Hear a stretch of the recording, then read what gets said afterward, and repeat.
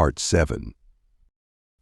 I didn't tell anyone about what I'd been told about the house, not until I finally wrote this post. I'm left to wonder if perhaps things would have been different if I'd been more transparent about my thoughts on the matter. But there's no way to know if that's true, and if I'm being honest with myself. I tend to think that the entity I've been dealing with wouldn't have stopped until it got what it wanted, or I went completely insane. That night, after I'd finally fallen asleep, I dreamt that I was back in that house. It was dark, but I could still make my way around without issue. I was looking for something I didn't know what. It was in the baby's room at the top of the stairs in the end of the hallway. I walked with purpose, and as I approached, the door opened seemingly of its own accord. I stepped in, and as I did so, I suddenly knew I wasn't alone. I turned around, and in the corner of the room was a little girl. She was about 8 years old or so, and she wore a white nightgown. She had no shoes or slippers, and I could see that her feet were extraordinarily dirty. Her hair was a dark brown color and was matted and clumped and hung in her face, and I saw then that she was holding something in her hands, and all her attention was completely transfixed with whatever it was. I went to step toward her, but stopped myself. I suddenly knew, like a gazelle knows when a leopard is near, that my life was in immediate danger. I turned to run, but the door slammed shut, and I heard a banging on the walls. I ran to the window, my only hope for escape, but even as I did so, I saw that there were bars on the outside, and I could hear the little girl getting up from where she sat and shuffle toward me, sniffing like an animal as she did so. I screamed, and I awoke. My son, who had been sleeping between my wife and I while we stayed with my mother, began to cry, and my wife awoke with him. I got up and scooped the infant in my arms and told my wife to go back to bed. I wasn't going to fall back asleep anyway. Now, I'm not a religious man, but the next morning over my third cup of coffee, I knew I needed the sort of help only a man of God could offer. I didn't think a telephone call would suffice, so I drove down to the closest church and met with the priest there. He was a thin man, maybe in his late 60s, with thin wisps of hair covering the top of his head. He sat on the other side of a large, dark wooden desk which was covered in various papers and religious texts. He asked me what brought me in to speak with him. Was I interested in becoming a member of his congregation?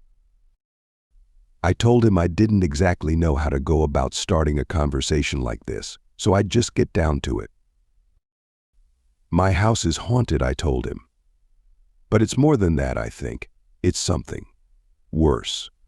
I took my family and moved into my parents' house for a little bit, and I thought that worked, but it found us. I need help. What makes you think that your house is haunted? The priest asked, his expression unchanging. There are many logical explanations to seemingly supernatural phenomena, ranging from the house settling, causing bumps in the night, exposed wires putting out fields of electricity that make you feel like someone's watching you, or even sheer lack of sleep or stress. What makes this different? I told him about the letter from the previous homeowner and the rules that I was supposed to follow to the last detail, and how it seemed like it had become impossible for me to follow those rules. Whatever was tormenting my family and me had seen to it that I broke nearly every rule in the letter.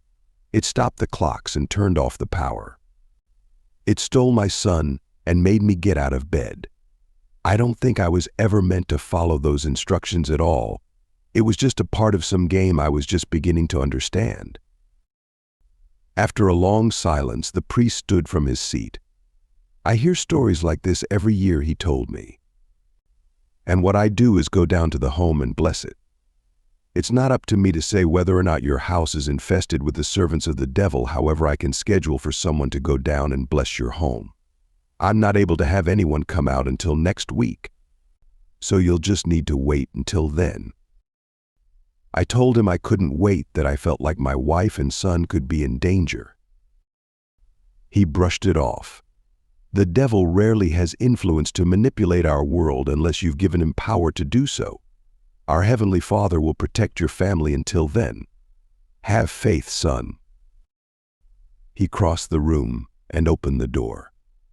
"I'll have one of my ministers contact you to schedule you a time to bless your home." I nodded and left with no more hope than when I entered.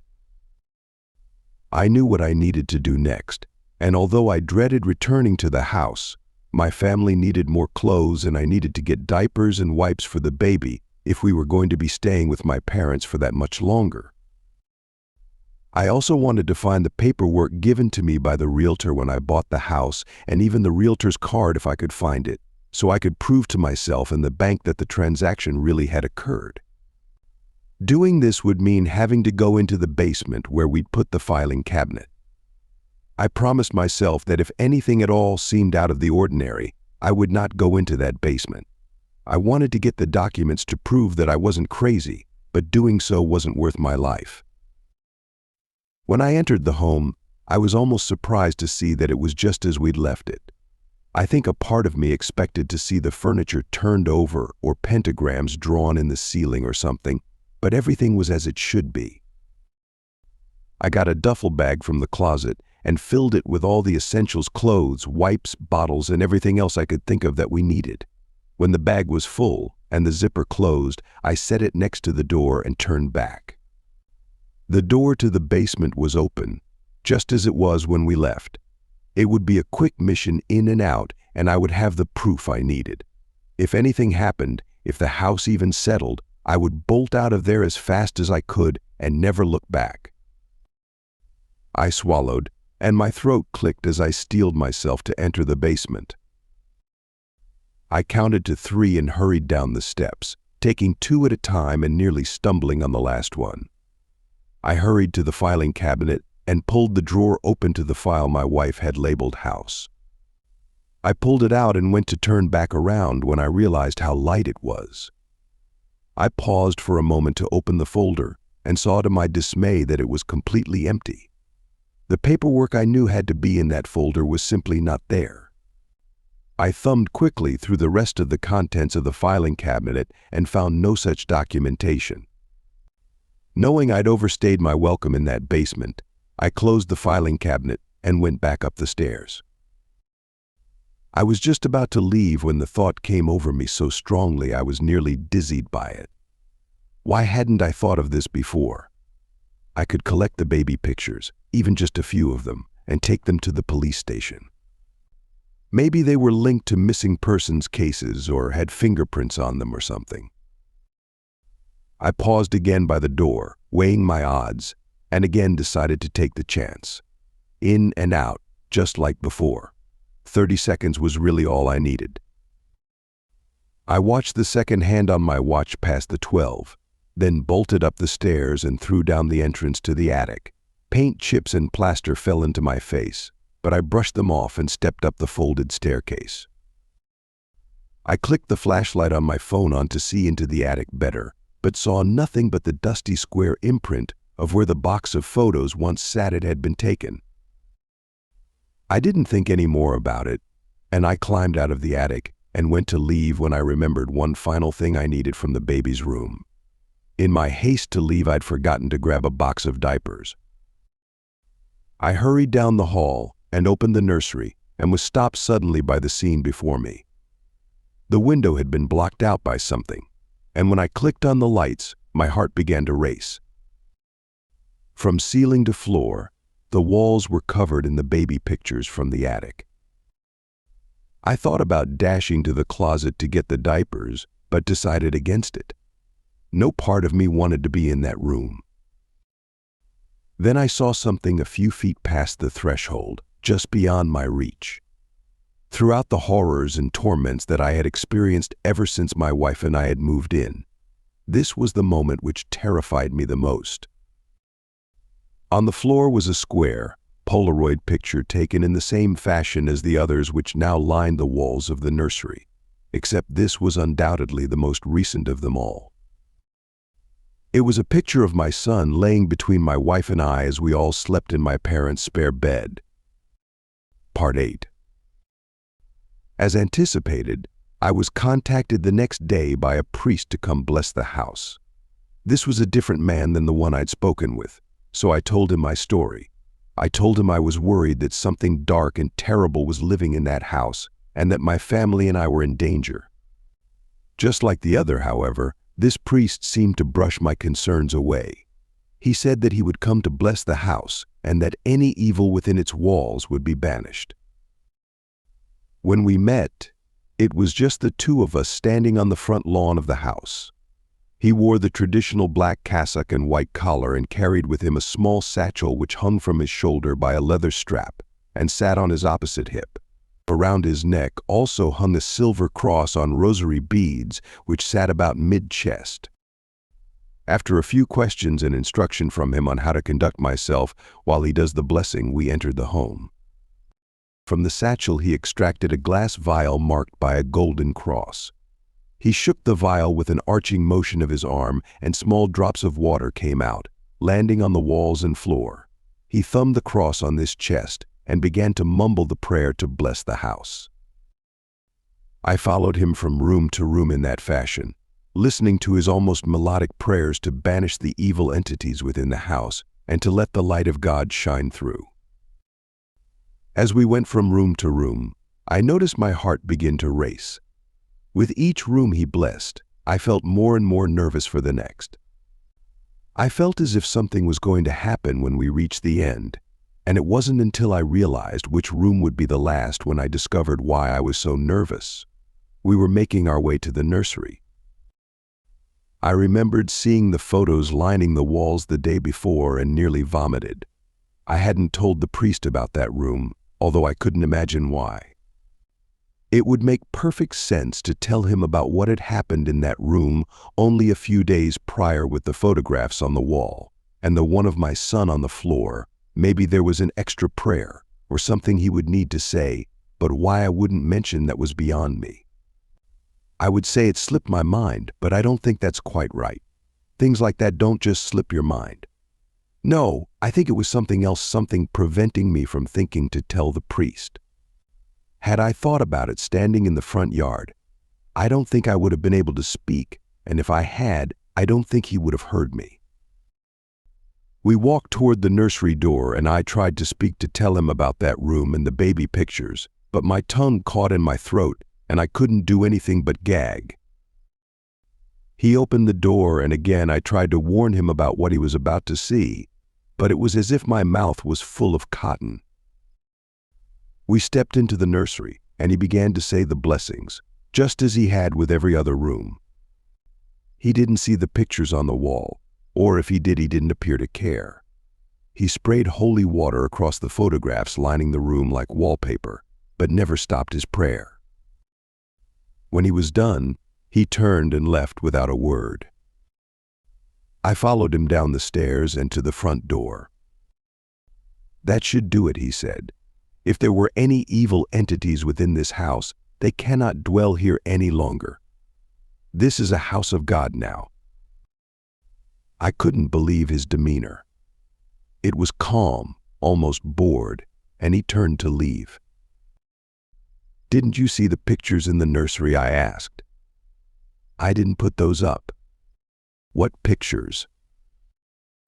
"The pictures," I repeated in disbelief. "They're all over the walls up there." He shook his head. "I didn't see any pictures in the nursery," he said flatly. "Are you sure?" "Yes," I insisted, grabbing his wrist and pulling him back into the house. He yanked his wrist from my grip, but followed me up the stairs and to the nursery. I opened the door and to my horror saw nothing out of the ordinary.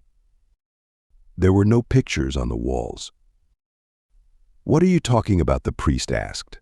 "There aren't any pictures." I couldn't speak. I'd just seen them speckled with holy water only minutes ago. I heard the man turn and walk back down the hallway. "Call me if you need anything else," he said. "But I may suggest seeing a doctor if I'm being perfectly frank." I followed him to the door again and thanked him solemnly for his help. He repeated his suggestion about going to the doctor. He said he had an aunt who started hearing music from nowhere, and it turned out to be a very serious brain tumor. She nearly lost her life. I nodded and told him I would get checked out and went to close the door. As soon as his car was out of sight, I heard a loud banging coming from upstairs. I followed the noise to the nursery and saw that not only were the pictures back to where they'd been, but now there was a piece of paper which had been posted on top of the other photos. It was a kid's drawing with crayon, except it looked like parts of it had been scribbled out in black.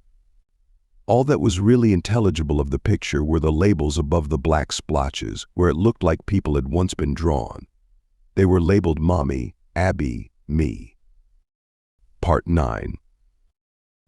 I was exhausted after the visit with the priest, as if all my energy had been drained from my body within that hour or so that he'd been blessing the house. When we finally all went to bed, I fell asleep almost as soon as my head hit the pillow. I gave my wife and son a kiss goodnight, and that's all I remember before falling asleep. When I awoke, it felt as if I'd never fallen asleep in the first place. Surely I had, because the alarm clock read 2:30, which was several hours after I went to bed, but I felt no more rested than I had before. My eyes simply opened, and I was staring at the black ceiling. I knew instinctually that something was wrong before my brain made the connection. I turned my head to the side, toward where my wife and son would be, except I saw nothing but an empty pillow. The room was completely silent, and I was completely alone. I knew where they were, but I didn't want to admit it to myself. I searched every room in the house and even out in the yard, but there was no sign of either my wife nor my son. The car was still in the garage, so it made no sense how they could be back at that house, but I knew in my heart that was where they were. In normal traffic, it takes 45 minutes to get from my parents' house to mine, but at almost 3 in the morning with no regard to traffic laws, I was there in 20. I pulled up to the house and immediately noticed the nursery window. The light was on, drawing my attention to it, and silhouetted in the lamplight stood my wife with my son cradled in her arms. I ran to the front door, but it was locked. I pulled out my key ring and began to fumble with my keys before I realized that I was one key missing the house key. I swore and kicked at the door, but it didn't budge. Pain shot through my foot and ankle, and I knew that I had to find another way in. The easiest window to climb through is the one to the main portion of the basement. The other windows either require a ladder or a swim through rose bushes. I made my way to the backyard where I selected a rock from the garden and hurled it toward the window. It shattered loudly, and I was inexplicably self-conscious of my actions.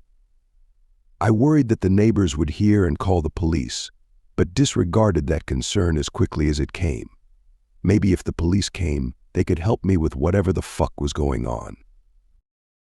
And so it was with that new resolution that I climbed through the window. I cut myself on a piece of glass, but not badly. I stumbled into the basement and landed hard on the concrete floor. I hit my head and saw splotches of color for a minute. Then my eyes focused on something in the dark. It was a pile of something hidden beneath the pool table I'd never gotten around to setting up. I pulled my phone out and clicked the flashlight on, then crawled toward the mass and shone the light. My wife's dead, glassy eyes stared back at me from beneath the pool table, and it was then that I noticed the acrid stench. I threw up immediately and violently as the realization rushed over me in waves. My wife was dead, and from the look and smell of her, had been that way for some time now. I heard my son crying upstairs and steeled myself. There would be time to mourn, but now my son was in danger. With a newfound strength, perhaps my wife's last gift to me, I ran up the stairs and tried the door. It was locked, but this door did not have a metal core like the front door. I threw my weight against it and the door frame smashed. I fell through the doorway, nearly hitting the floor but catching myself this time, and listened again for the sound. I could still hear my son crying, But I could now hear something else too, my wife's voice singing to him. It was a song she sang to him almost every night. I followed the noise up the next flight of stairs and down the hallway. There was a thin strip of light coming from beneath the door, and I could see the shadows of my wife's feet walk back and forth across the bottom of the door. I opened the door and stepped inside, first noticing the lack of baby pictures on the walls, then my wife, who had turned around to look at me. Her cheeks were tear-streaked, and her eyes were red and wide. I approached her, but she recoiled from me. It was then that I noticed a weight in my hand. I looked down. How long had I been holding this hammer? I dropped it, and it thumped against the floor. I reached my hand out toward her and took another step forward. She took 2 steps back, clutching at the crying baby tightly against her chest. Something flashed in her eyes then, something which I even now find difficulty to explain. It was a darkness, but there was more than that. It was cold and inhuman, and it made my heart feel like ice. I needed to get my son away from her. My wife was dead, and whatever was holding my son was not her. I lunged toward her, and my ears rang with the sound of shattering glass. I felt a pain in my hand and blood trickle down my wrist. The hammer was in my hand again, and I'd just put that and my fist through the nursery window. I dropped the hammer again, this time out the window, and turned back around to where the thing which looked like my wife stood in the corner. I came at her again, but before I could do much, she saw her chance and took it. She bolted toward the broken window, still clutching the baby, and threw herself out. The remaining glass shattered and I reached toward her, but my fingers fell short. I heard a sickening wet crack and threw up again. I didn't want to look down at her, but I couldn't stop myself. I told myself that maybe the baby had survived. I peered down past the broken window down to the lawn below, but saw nothing. The lawn was bare, and there was nothing but silence in the night. I turned around and slid down the wall in bewilderment. My palms fell flat against the floor, but not against glass. I looked around, but there was no shattered glass anywhere on the ground. I stood up and turned to the window, which was completely intact and untouched. I looked around the room for any sign of anything that had just happened, but there was nothing. I was alone in the dark room, and it was again covered in old photos of infants. I left the room and heard crying again, this time coming from the basement. I followed the sound to beneath the pool table where my wife's dead body still lay, except there were 2 additions from the way she was when I left her only a moment ago. Next to her body lay a bloody hammer, and on her chest lay the photograph of my son. The crying suddenly stopped, and I never heard it again. The police came not long after, as I suspected. The neighbors had heard the commotion and called it in. Although I'm now a suspect for the murder of my wife and disappearance of my son, no convictions have been made. If anyone has seen my son, please let me know. He's only a few months old with brown hair and blue eyes. I just want to know that he's still alive. That's the end of the story. If you have hooked up till here, then hit like button and comment down your views. Also, if you haven't subscribed yet, then do support me by subscribing, so you may not miss any video in future.